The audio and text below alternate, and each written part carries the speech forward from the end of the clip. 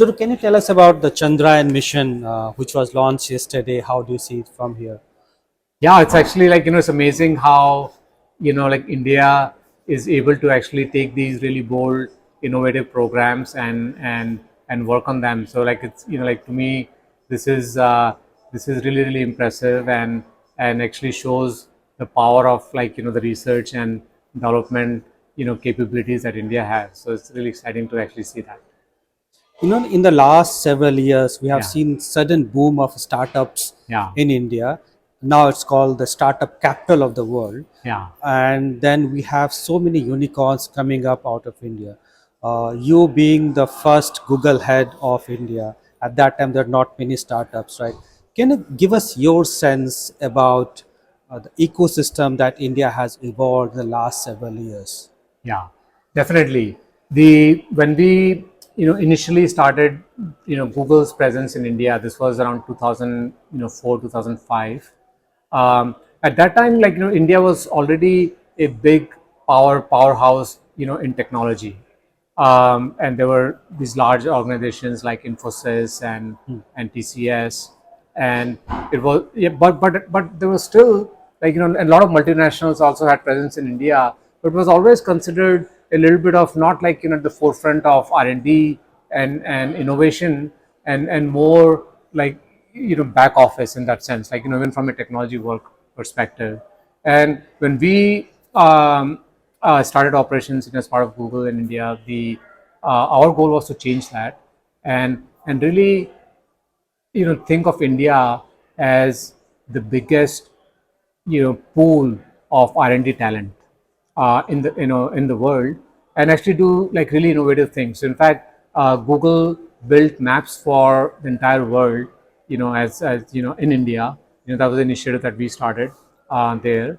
And it has since then, it has continued. Like that was good inspiration for the market. And like if you think about multinationals now, or even startups, whether the startups are actually starting in India or they're starting here in Silicon Valley, typically you will see that the a big chunk of the R&D that happens for companies that are even based out of here in India, it is no longer seen as the place where you only do some back-end work and do the core innovation here. Like India is now part of the core innovation engine for all companies in the world. Of course, all the startups that start in India, but also here.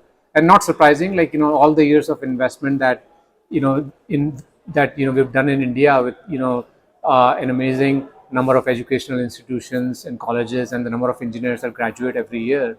That this is the India is the future of of tech talent and R&D talent. And like my belief is that we will see like a lot more startups and a lot more innovation happening. Unicorns like large multinationals that will actually be born and grow in India and then become multinationals. There are quite a few examples of that already.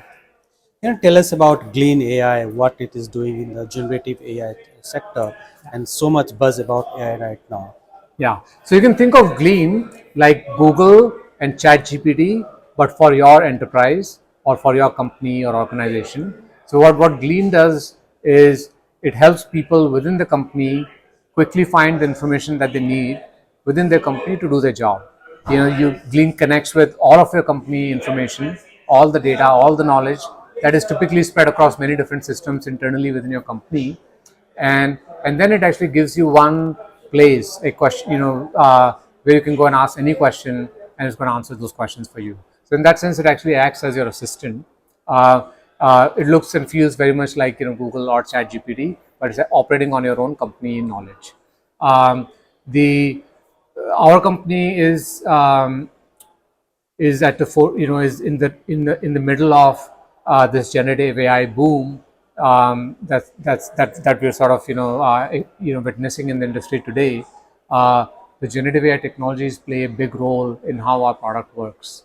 Um, the Think about like what has happened in the recent in fact, like just in the last 1 year, computers have finally gained this ability to really understand language. You can give computers a long document and it will understand what this document is about, and then you can start asking questions, and it has the ability to the reading comprehension ability that Right. before only humans had. And this is truly transformational. It allows us to do great things, and like with that's what Glean does. It's actually going inside every single document inside your company, understanding what it is about, and it acts like now everybody in the world can get a personal assistant, Right. right? And a personal assistant that actually smarter than you, that actually remembers a lot more knowledge than you, and is always ready to sort of help you. And so it's going to truly transform work, transform like how we work. A lot of tedious tasks that we have to do manually today, every day on our own. In the future, the computer is going to be able to help us with that.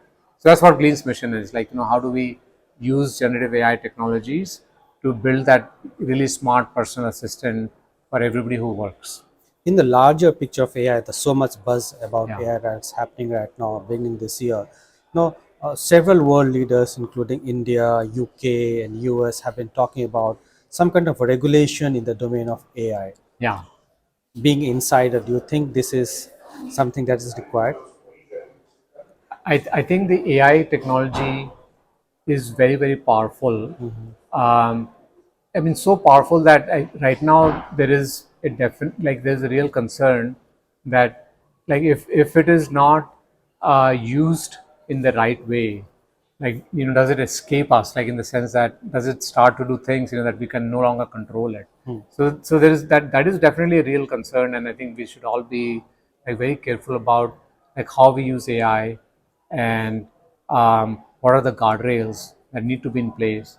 I think there is definitely um, policy, like public policy, I think is very important in its domain right now. I think it will help us like make sure that we're actually using AI responsibly, like within like in all the different sort of industries and use cases that are possible for it. So I think it is an important problem to sort of understand like the scope and the power of the AI technology that is being built today, and also set the right guardrails in place so that it doesn't get misused, and we don't lose control over it.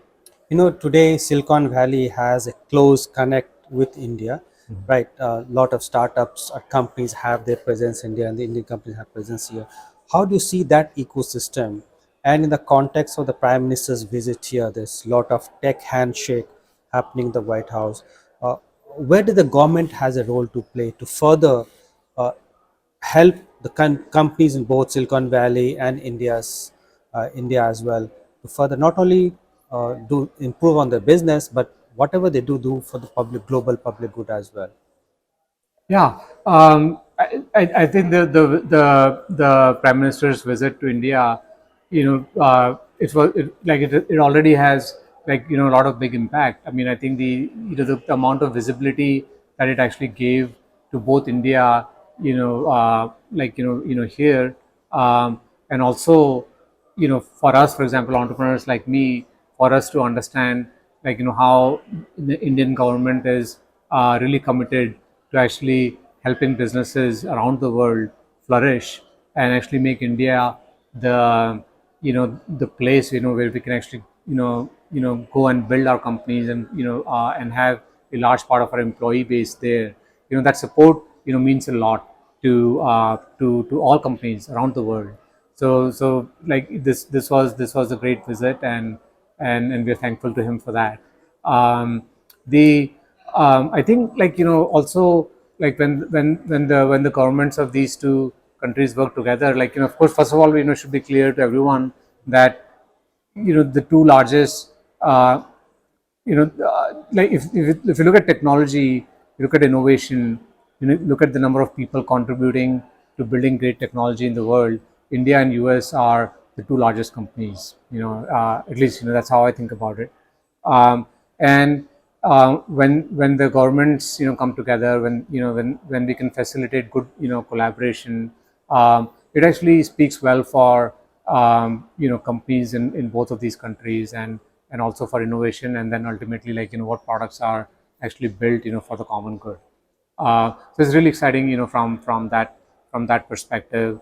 Like I hope that this visit will also result in, for example, better collaboration, better people movement. For example, making it easy for people to sort of visit, more freely visit, between the two countries, so that we can build truly global organizations, with presence in both the countries. That's one of the things that I'm very hopeful of.